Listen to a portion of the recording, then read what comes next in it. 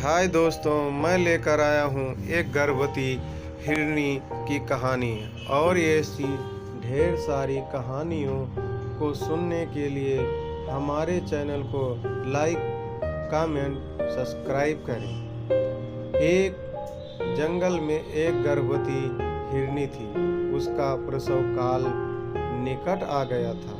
वह एक नदी के किनारे घनी झाड़ियों के बीच में चली गई, जो उसे सुरक्षित लगी।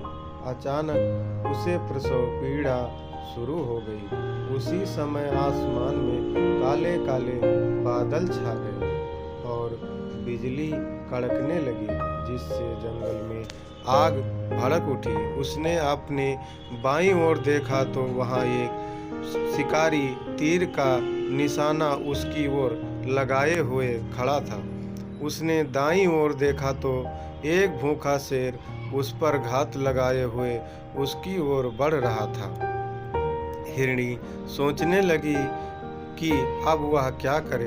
वह तो प्रसव पीड़ा से गुजर रही है। एक तरफ आग है, एक तरफ शिकारी, और शेर भी उसकी तरफ आ रहा है। दूसरी तरफ नदी भी बह रही है। क्या मैं और मेरा बच्चा इन सब से सुरक्षित रह पाएंगे?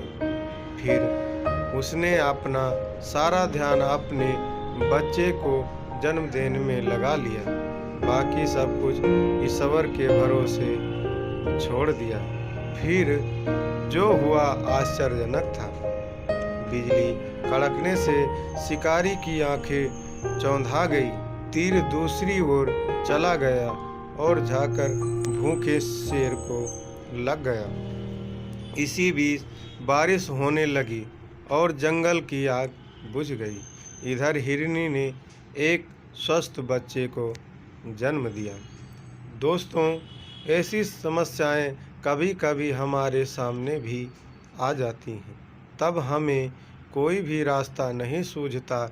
इन विपरीत परिस्थितियों में नकारात्मक होने के बजाय हमें अपने काम पर सकारात्मक के साथ लगे रहना है। और अपने हाथ में कुछ भी ना हो तो सब कुछ साथ रहने लगे। तब अपने हाथ में कुछ भी ना हो तो कुछ ईश्वर के हाथ में सौंप देना चाहिए। वह जो करेगा अपने लिए बढ़िया ही करेगा। धन्यवाद।